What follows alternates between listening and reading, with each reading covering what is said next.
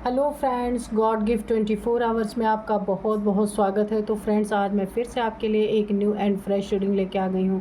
ये general, collective and timeless reading है। आप इसे जब भी देखेंगे तो ये आपको रेजोनेट ज़रूर करेगी। जितना रेजोनेट करती है उतना ही लीजिएगा, बाकी जाने दीजिएगा। तो फ्रेंड्स, आप इसे एक गाइडेंस के तौर पे भी ले सकते हैं। आपके बहुत अच्छे अच्छे कमेंट्स के लिए, ढेर सारी ब्लेसिंग के लिए बहुत बहुत धन्यवाद। मेरी तरफ से, डिवाइन एंजल्स की तरफ से ढेर सारी ब्लेसिंग, ढेर सारी हीलिंग मैं आपकी तरफ सेंड करती हूँ। बहुत बहुत खुश रहें आप लोग। माँ महालक्ष्मी की कृपा सदा आपके जीवन में बनी रहे, ऐसी ही प्रार्थना मैं करती हूँ। तो फ्रेंड्स, चलिए देखते हैं आपकी करंट एनर्जी क्या है। तो देखते हैं हम कि आपकी करंट एनर्जी क्या है।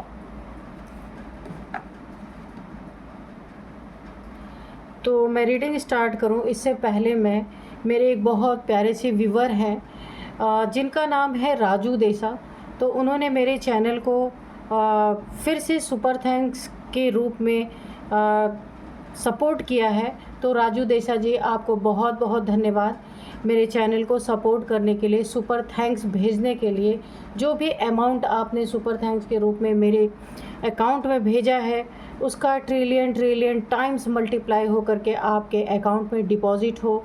ईश्वर आपको बहुत बहुत खुशियों से नवाजते रहे, हमेशा बहुत ज़्यादा आपकी ज़िंदगी में उन्नति तरक्की हो।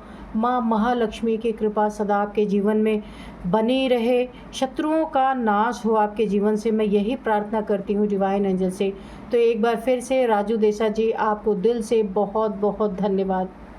तो चलिए देखते हैं कि आपकी करंट एनर्जी क्या है। Dear divine, dear angels, please बताइए मेरे व्यूअर्स की करंट एनर्जी क्या है, क्या बताना चाहते हैं आप, प्लीज़ बताइए।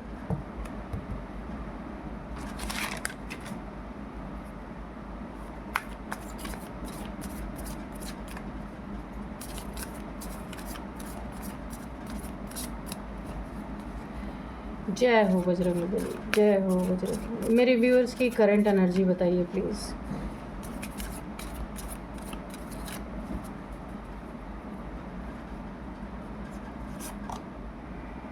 Nothing is yet set in stone, ठीक है। Conclusion are within reach,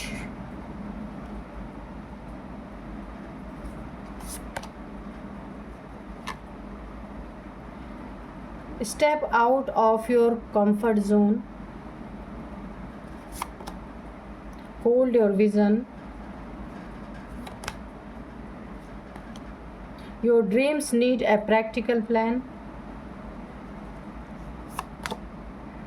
work through your fear, ठीक है। तो चलिए देखते हैं, एक कार्ड और हम लेंगे, 7 कार्ड्स लेंगे। ए फायरी क्लाइमैक्स अप्रोचेस, ठीक है। तो देख लेते हैं कि क्या है आपकी करंट एनर्जी इस समय। देखिए, सबसे पहले जो एक कहावत है ना कि पत्थर पे दूब नहीं उगाई जा सकती। दूर्वा एक घास होती है जो हम गणपति जी को चढ़ाते हैं, आपने देखा होगा। तो एक कहावत है कि पत्थर पे दूर्वा नहीं उगाई जा सकती, है ना। तो किसी ने आपके साथ ना धोखा किया, चीट किया, झूठ बोला, और अब वो इंसान चाहता है कि आप उसकी ज़िंदगी में फिर से आ जाएं। आपके अंदर उस इंसान के लिए इमोशंस ही मर चुके हैं जिसने आपको धोखा दिया, लेकिन अब वो चाहता है कि आप उसके ज़िंदगी में फिर से आएँ, फिर से एक नई स्टार्ट हो, और फिर से आप लोग एक दूसरे से जैसे पहले थे वैसे ही वो इंसान आपको देखना चाहता है। पर कहा है ना कि जब एक बार किसी ने भरोसा तोड़ दिया तो किसी इंसान पे फिर दोबारा भरोसा नहीं होता। पत्थर पे दूब उगाने जैसा ये काम होता है। तो आप बिल्कुल भी, आपके मन में उस इंसान के लिए कोई इमोशंस रह नहीं गए, इमोशंस ख़त्म हो गए। इनफैक्ट खाली उसी के लिए नहीं, किसी और के लिए आपके दिल में यानी कि भरोसा नहीं रहा। ऐसा भरोसा आपका किसी ने तोड़ा है, किसी ने चीट किया है आपके साथ, ठीक है। अब ये रिलेशनशिप में हो सकता है, किसी और मनी फाइनेंसेस में किसी ने आपके साथ धोखा किया है, चीट किया है, तो वहाँ भी ये चीज़ें हो सकती हैं।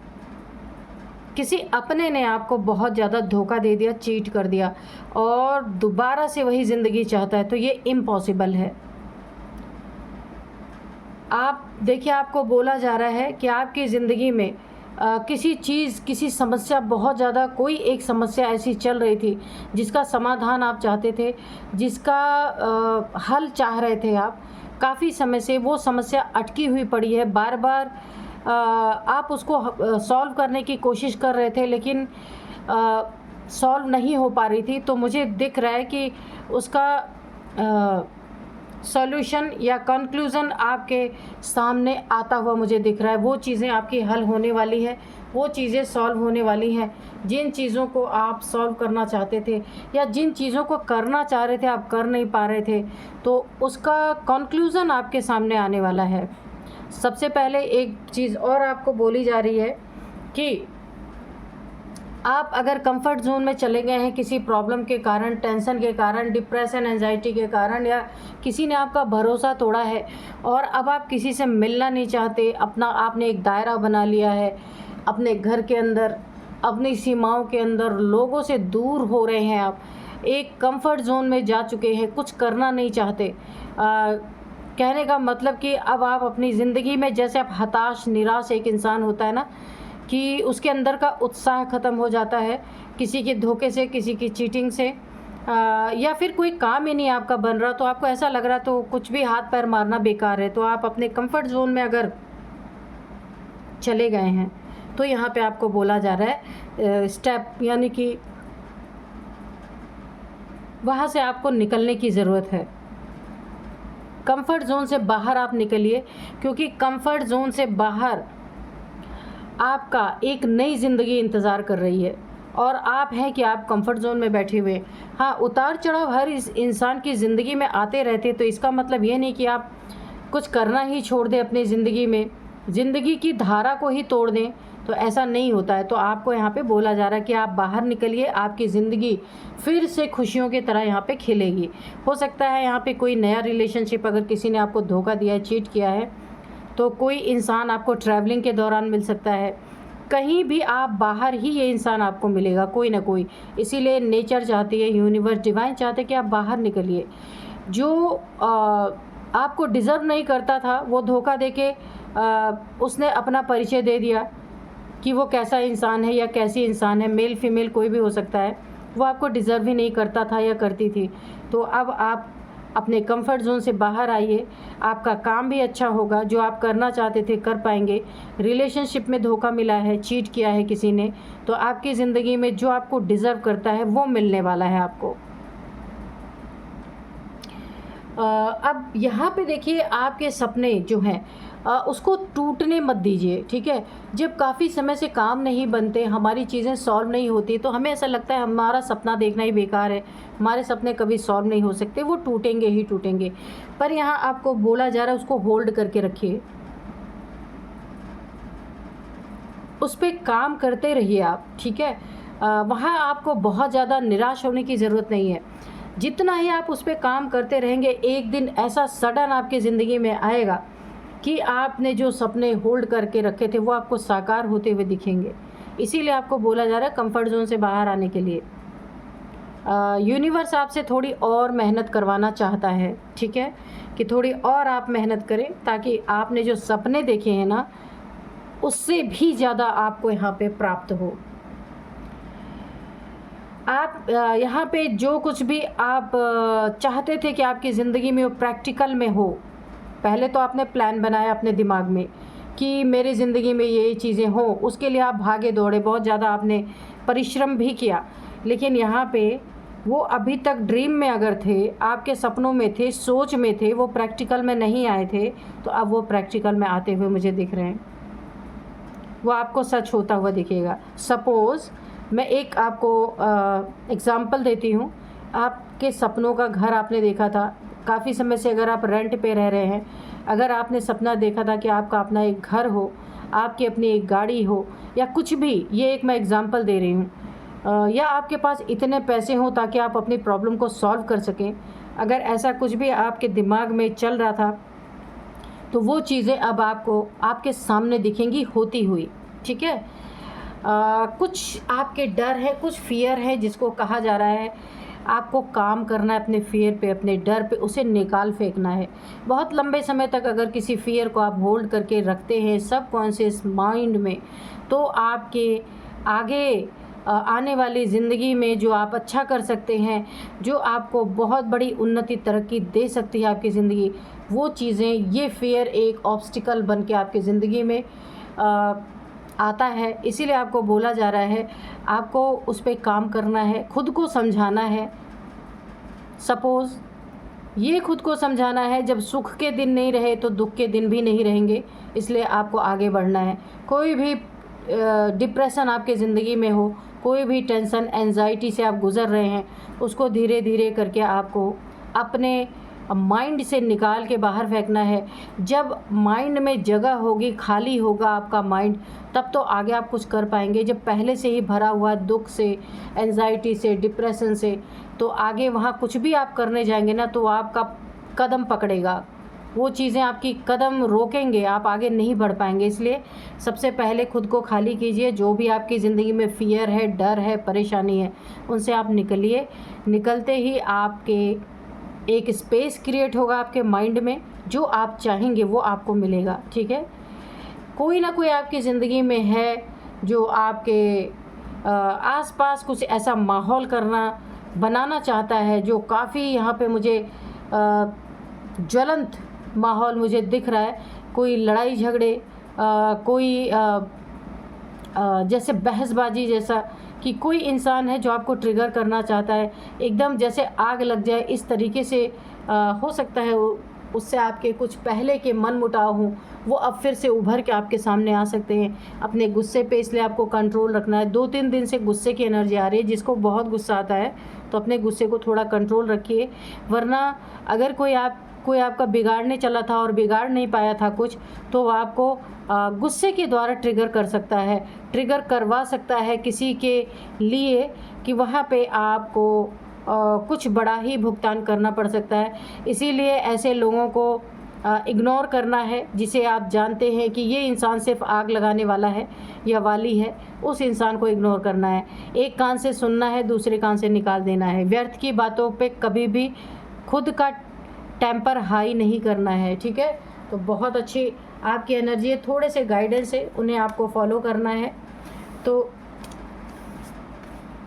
आपका कोई कुछ बिगाड़ नहीं सकता। एनर्जी आपकी अच्छी है। ठीक है, तो चलिए अब देख लेते हैं कार्ड्स क्या कह रहे हैं।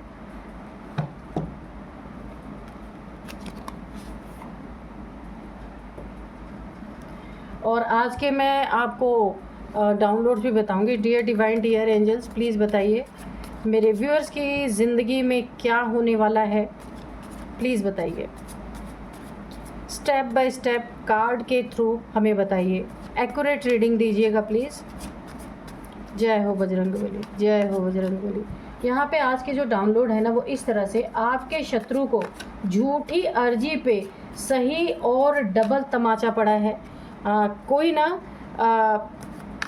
इंसानों को तो बेवकूफ़ बनाता ही है, झूठ बोलने वाला कोई इंसान आपकी ज़िंदगी में है, कि हर एक को वो आपके बारे में झूठ बोल बोल के अपनी वाहवाही लूट रहा है कोई है, और सारी प्रॉब्लम की जड़ वही इंसान है। लेकिन देखिए उसकी हिम्मत भी देखिए, झूठी अर्जी कहीं इसने लगाई है ईश्वर के दरबार में जा कर के, और इसे, क्योंकि देखिए ईश्वर क्या है, ये एक ईश्वर का दरबार एक शीश महल है, बिल्कुल पारदर्शी, ट्रांसपेरेंट। ईश्वर के सामने आप कुछ भी, झूठ आपका चलेगा नहीं। आप कुछ भी बोले पर उसका सही ही नतीजा सामने आएगा हमारे। अगर हम भगवान से झूठ बोल के किसी के बारे में ईश्वर से शिकायत करते हैं, अर्जी लगाते हैं कि उसका कुछ बुरा हो, तो आप सोच ही सकते हैं कि ईश्वर ट्रांसपेरेंट है, शिव ट्रांसपेरेंट है, भगवान ट्रांसपेरेंट है, वो खुद भी ट्रांसपेरेंट है, उनके सामने जो जाता है ना वो भी ट्रांसपेरेंट हो जाता है। ईश्वर, क्यों कहते हैं कि ईश्वर सब जानते हैं? क्योंकि उन्हें पता रहता है कि कौन क्या है। तो किसी ने इतनी हिम्मत दिखाई है कि ईश्वर के दरबार में जाकर भी किसी ने झूठी अर्जी लगाई है और डबल थप्पड़ उसको पड़ा है, उस अर्जी का जवाब मिला है ज़बरदस्त तरीके से। तो अब अकल ठिकाने पे आ रही है उसकी, देखिए कितनी हिम्मत होती है। इंसान ना सबसे घटिया प्राणी होता है, ये बात तो सच है कि जानवर भी इस तरीके का नहीं करते हैं, लेकिन इंसान जो जो कर सकता है भाई, ये बात तो सच है कि ईश्वर को भी नहीं छोड़ते ठगने से, झूठ बोलने से।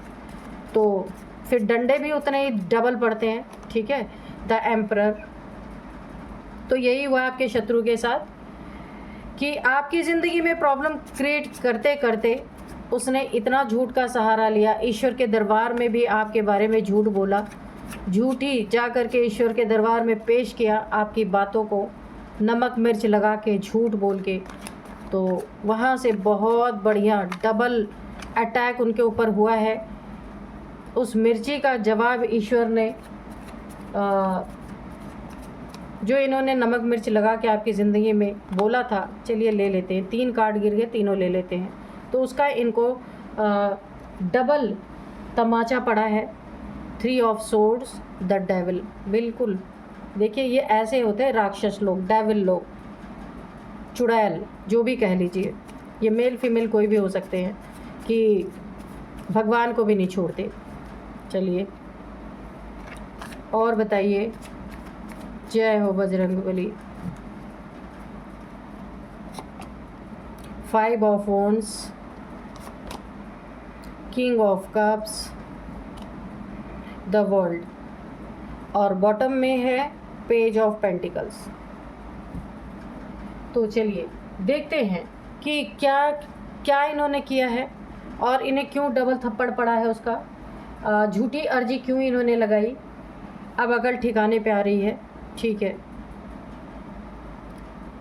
ये आपकी ज़िंदगी में ना कोई ऐसा इंसान है, बहुत ज़्यादा डेविलिश, ये मेल फीमेल कोई भी हो सकता है, जिसने ना आपको सबसे पहले एक बांधने की कोशिश की। अब ये तंत्र के द्वारा हो सकता है या फिर आपके ऊपर कुछ ज़बरदस्ती करने की कोशिश की। ये जो भी इंसान है बहुत बड़ा डेविल है, इविल प्रैक्टिशनर है, इविल आई है इसकी, आपके ऊपर बहुत गलत नज़र इसकी है।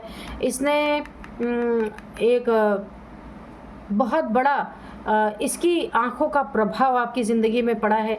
इसने अपनी आँखों से कुछ न कुछ आपकी ज़िंदगी में ऐसा किया है जिस पे आप की ज़िंदगी पे बहुत बड़ा प्रभाव पड़ा है। तो इस इंसान ने आपको किस किस तरीके से टारगेट किया है, लड़ाई झगड़े आपकी ज़िंदगी में आपके पार्टनर के साथ बहुत ज़्यादा इसने करवाए हैं। कुछ न कुछ आग ऐसी लगाई, यहाँ पे देखिए फायर है, बहुत ज़्यादा आग लगवाई है, या ये कोई थर्ड पार्टी भी हो सकता है या हो सकती है। इसने बहुत ज़्यादा आपका दिल तोड़ा है और ये थर्ड पार्टी बहुत कुछ आपकी ज़िंदगी से ख़त्म करना चाहती थी या चाहता था, लेकिन आपका पार्टनर काफ़ी यहाँ पे मुझे स्पिरिचुअल नज़र आ रहा है।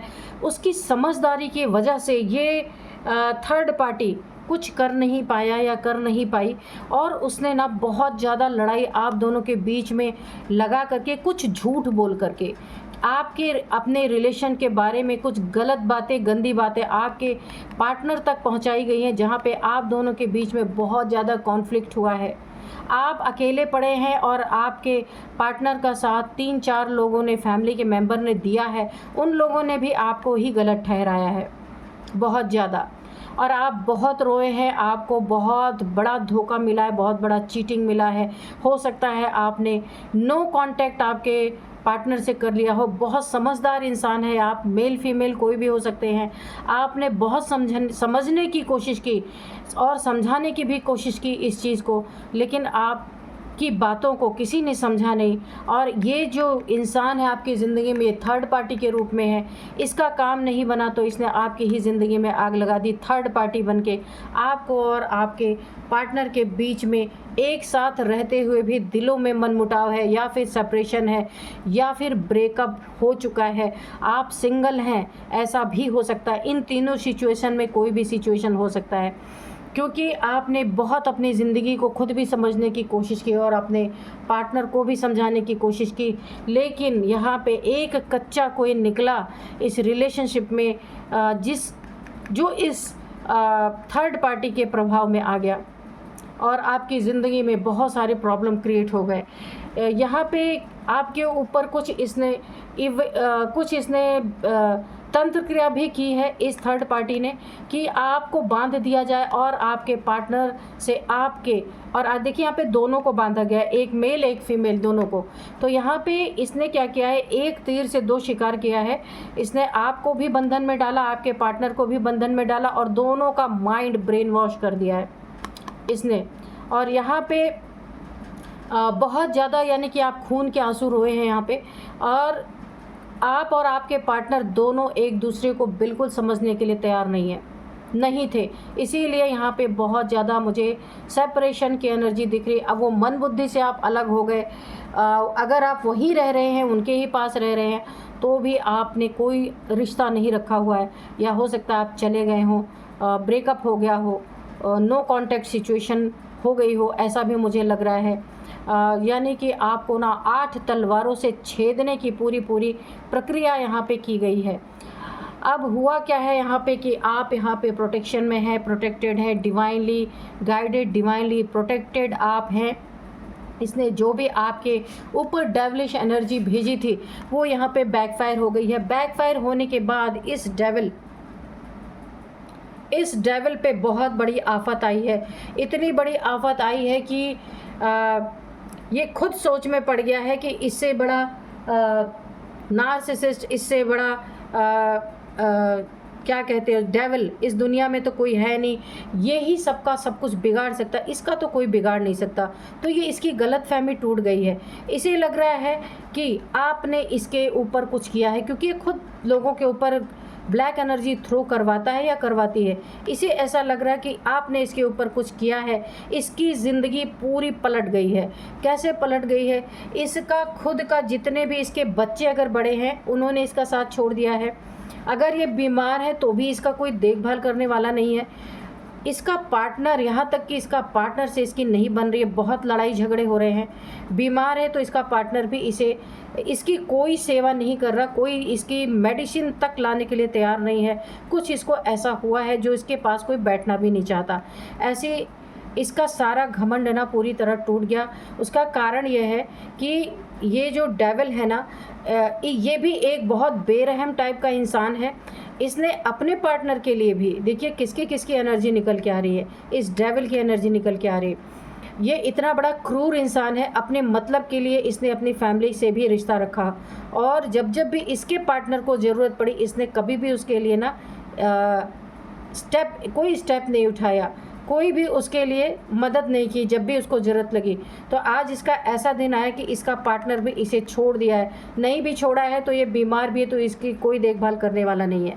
इसके ऊपर, आपके ऊपर जो प्रोटेक्शन है, ये एनर्जी टकराई और सीधा इसके ऊपर गई, और ये अब इसे ऐसा लग रहा है कि ये ईश्वर की शरण में जाएगा, एंजल्स की शरण में जाएगा तो इसे न्याय मिलेगा, जबकि ये खुद एक नंबर का अन्याय करने वाला इंसान है।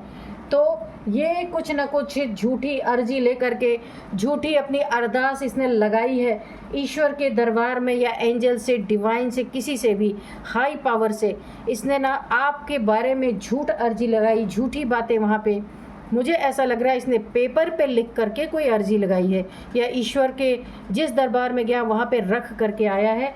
आपके बारे में झूठी बातें लिख करके आए हैं, और अपना कसूर बिल्कुल भी नहीं इसने माना है, सारा कसूरवार आपको ठहराया, जबकि ये सच नहीं है।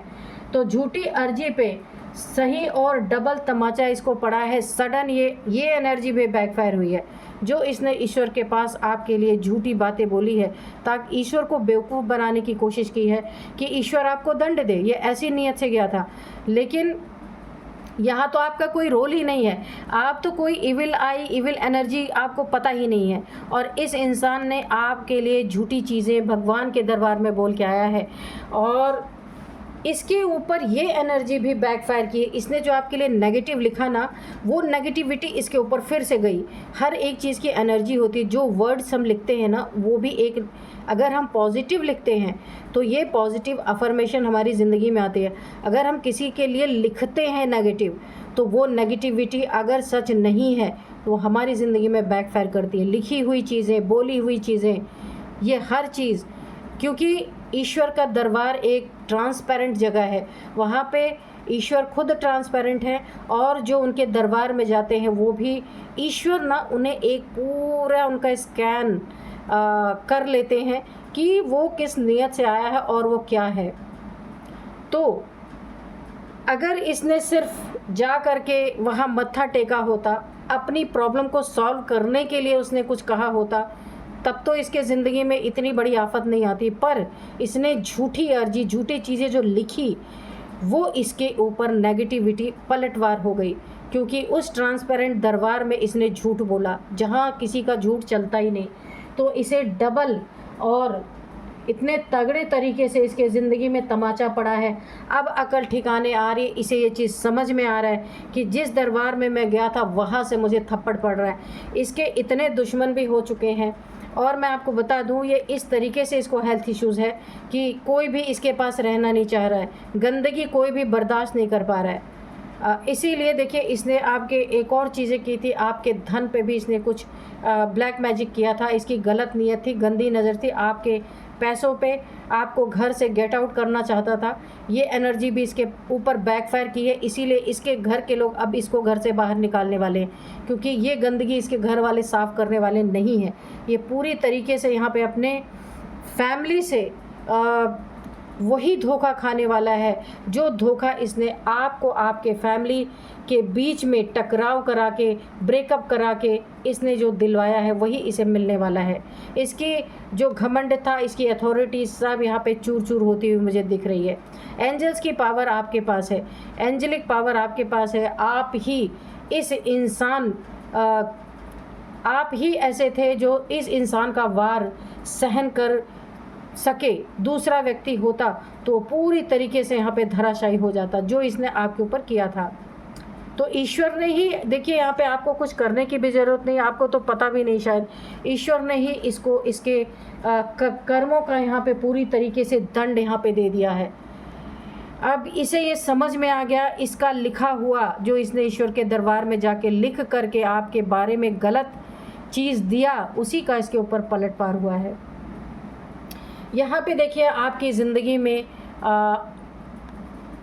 आप अगर कहीं ट्रैवल करते हैं, कहीं आना जाना आपका होता है, तो वहाँ भी इसने आपके कहीं आने जाने के दौरान आपका कुछ, कि कहीं आप ट्रैवल में रहे और वहाँ कुछ आपका बुरा हो, इसने कुछ ऐसा भी किया था, लेकिन आप प्रोटेक्टेड हैं।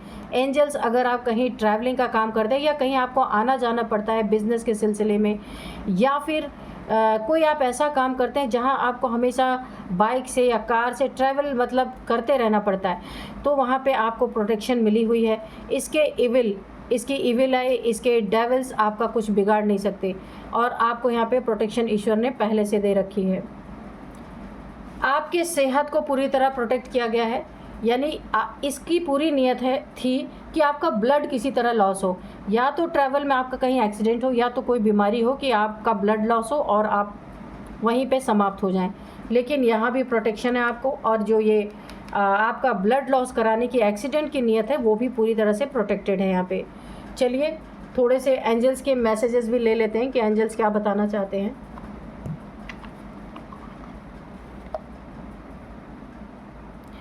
Dear divine, dear angels, please बताइए मेरे व्यूअर्स के लिए या व्यूअर्स के शत्रुओं के लिए भी कुछ मैसेज है तो प्लीज़ दीजिए। मेरे व्यूअर्स के लिए कोई गाइडेंस है तो दीजिए।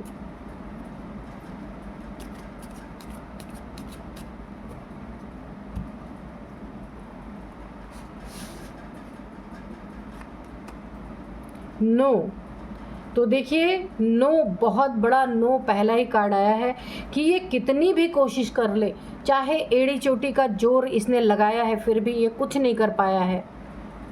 और नो भी इसलिए भी आया, इसकी अर्जी स्वीकार नहीं हुई है, ईश्वर ने नहीं स्वीकार की है, और जो इसने उस पेपर में लिख के आपके लिए गलत दिया वो बैकफायर हुई है। वो एनर्जी इसके जीवन में वो मैनिफेस्ट हो गया है। ईश्वर कभी भी ऐसे इंसान के लिए उसकी प्रार्थना को कभी स्वीकार नहीं करते, कभी भी नहीं करते। तो नो लिख के आया है, वो प्रार्थना इसकी ना डिसमिस कर दी गई है। रिमेन पॉजिटिव, आपको पॉजिटिव ही रहना है, इसने चाहे जो आपके साथ किया हो, ठीक है। ना किसी के बारे में बुरा सोचना है, ना बुरा कहना है, ना बुरा ईश्वर के दरबार में बोलना है, क्योंकि इनका ना पूरी तरीके से न्याय यहाँ पे ईश्वर कर रहे हैं। यहाँ पे आपको ज़रूरत ही नहीं कुछ करने की, कि इसने जो चाल चली थी ना आपके बारे में, भगवान के पास झूठ बोला था, इसको उसका दंड ऑलरेडी मिल रहा है। देयर इज़ समथिंग बेटर, तो आपकी ज़िंदगी में कुछ अच्छा ही होना है ना। इसीलिए तो इसकी बुद्धि भ्रष्ट हुई, और भगवान के दरबार में झूठ बोलते हुए इसके हाथ भी नहीं कांपे, झूठ लिखते हुए। तो यहाँ पे आपको आपका ट्रस्ट जीतता हुआ मुझे नज़र आ रहा। ईश्वर पे जितना भी आप ट्रस्ट करते हैं तो ईश्वर आपको कभी निराश नहीं होने देंगे। तो बस बहुत क्लियर रीडिंग है, तो इससे ज़्यादा नहीं लेंगे। तो चलिए अब मैं इसकी कुछ आपकी इनकी किसी की भी एज यहाँ पे हो सकती है बताती हूँ। यहाँ पे सबसे पहले है 48 किसी की एज हो सकती है, 36 हो सकती है, 48 हो सकती है, 54 हो सकती है, 53 और 55 भी है। तो ये कुछ एज है। अब मैं कुछ नंबर्स बताऊंगी। यहाँ पे है 21 number, 5 number, 8 number, 4 number, 16 number, 3 number. तो यहाँ पे सबसे ज़्यादा मुझे इम्पॉर्टेंट 4 नंबर यहाँ पे लग रहा है। 444 की आपको दिख रहे होंगे, 4444 आपको दिख रहे हो सकते हैं। 4th मंथ आपके लिए इम्पॉर्टेंट हो सकता है, 4 नंबर तो इम्पॉर्टेंट है ही। और 4 सालों से ये चल रहा था, या फिर 4 महीने से ऐसा आपके ज़िंदगी में चल रहा था, जिसका नतीजा इस डेविल को अब भुगतने को मिल रहा है। और यहाँ पे 4 आपका लकी नंबर हो सकता है। आपको मैं कुछ नेम इनिशियल्स बताती हूँ। सबसे पहले एन है, एन, निखिल, नीरज, नेहा, नितिन, कुछ भी हो सकता है यहाँ पे। एन है, डी है, वी है, एल है, के है, आर है। तो ये है कुछ नेम इनिशियल्स। मिलते हैं नेक्स्ट रीडिंग में। Thank you and bye bye.